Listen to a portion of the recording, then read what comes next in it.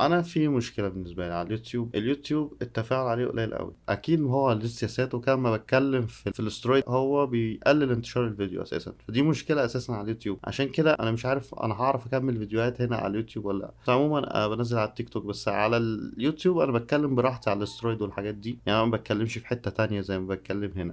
انا عارف الناس اللي بتقول لي اعمل فيديوز وكده، اليوتيوب مش مساعدني خالص. المجهود اللي انا بحطه في الفيديو وان انا اعمل اديت وكده، وده بياخد من وقتي. سيبك، انا مش بتكلم في فلوس او أي حاجه، انا بتكلم ان ده بياخد وقت من وقتي، وانا اصلا عندي شغل وعندي حاجات تانية بعملها، فان انا افضل اعمل اديت لان انا بعمل كل حاجه بنفسي، فبحس ان اليوتيوب ما بيجيبش المجهود اللي انا بحطه في الفيديو. فده السبب اللي يخليني اتاخر. وانا اساسا كنت ناوي من الفيديو اللي فات ان انا مش هنزل فيديوهات تانية على اليوتيوب. انا ابتديت على التيك توك دلوقتي بقى لي ما اعرفش ممكن 10 فيديوهات ولا حاجه. اللي انا عديته في التيك توك في شهرين اكتر بكتير من اللي انا قاعد اعمله هنا في سنين على اليوتيوب. فانا عملت الفيديو ده علشان ارد على الناس اللي سالتني على الترند. فحاولوا تشاركوا الفيديو واعملوا سبسكرايب. ازيكم؟ النهارده هتكلم عن الترند، لان كله عمال يقول لي الترند. انا مش عارف انتوا عايزين ايه بالظبط في الترند، فانا هكلمكم عن تجربتي انا مع الترند المفروض ان هو اجمد باضعاف من التستوستيرون، فاحنا كلنا عارفين الموضوع ده. فعشان كده المفروض ان انت بتبقى بتاخد منه نتائج احسن واكتر بكتير من التست. انا تقريبا اول مره استخدمته كان هو تاني سايكل بعد التست، يعني انا خدت كذا مره تست لوحده وبعدين بدات ان انا ادخل حاجه تانية. فاول حاجه خدتها التريمبلون. اشمعنى تريمبلون؟ مش عشان هو كان احسن اوبشن قدامي، انا كنت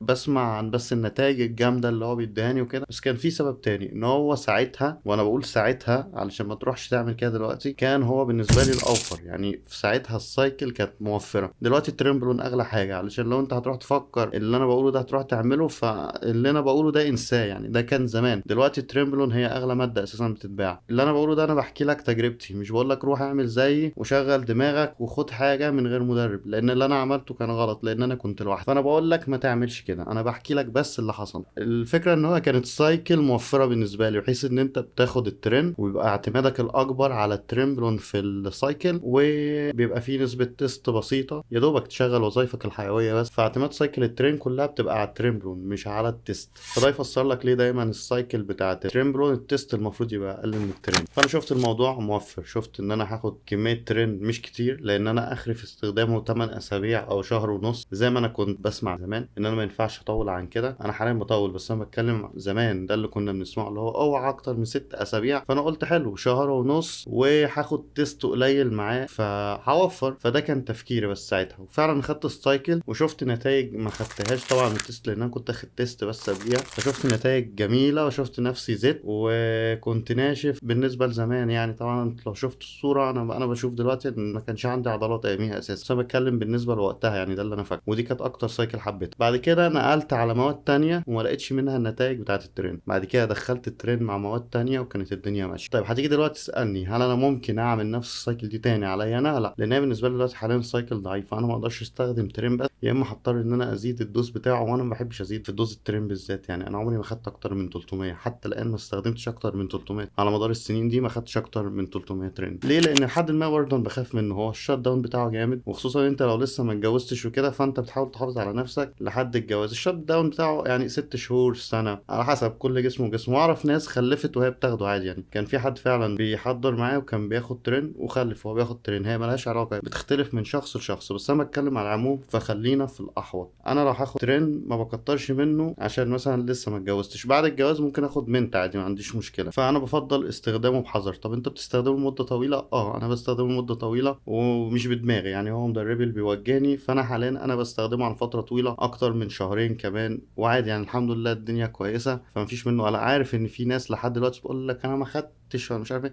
هي مش شطاره، هي ماده وموجوده، هو ما حدش قال لك ما تاخدهاش، وممكن تتفادى اثارها شبه بقيه المواد، لان انا شايف الترند زيه زي بقيه المواد.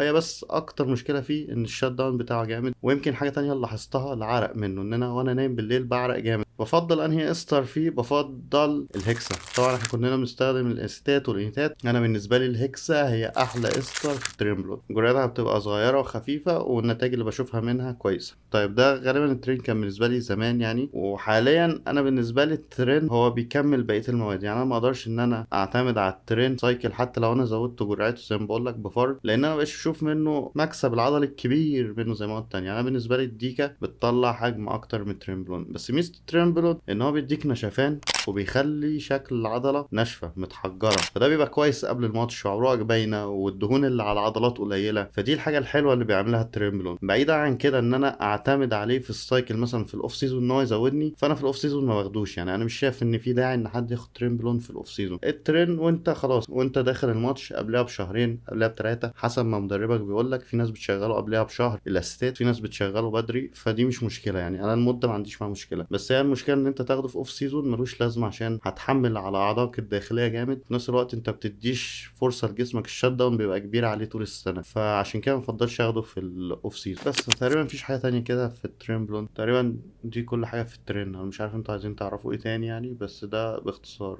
مستخدمه ولا مستخدموش عادي، لو انت خايف عشان انت لسه صغير وكده انا شايف ان هو عادي. يعني هو ماده زي بقيه المواد، هتنضف وهتحافظ على نفسك خلاص، هتزود وهتتغابى، فانت السبب. يعني محدش قالك خد الكميات الكبيره دي. والجرعه الكويسه اللي انا شايفها لحد دلوقتي ان هي ما تزيدش عن ال 300. لو زادت عن ال 300 في ناس بتزود، بس انا بتكلم عن نفسي، انا ما زودتش عن 300 لحد دلوقتي. فيمكن ده اصلا السبب اللي بيخلي الترين معايا مش شغال، لان انا جسمي اتعود على 300 يمكن، بس انا ما عنديش استعداد ان انا ازود دلوقتي يعني الصراحه. فكويس على كده. ولو في حاجه تانية في الترين انا ما غطيتهاش قولوا. يلا اشوفكم الاسبوع الجاي.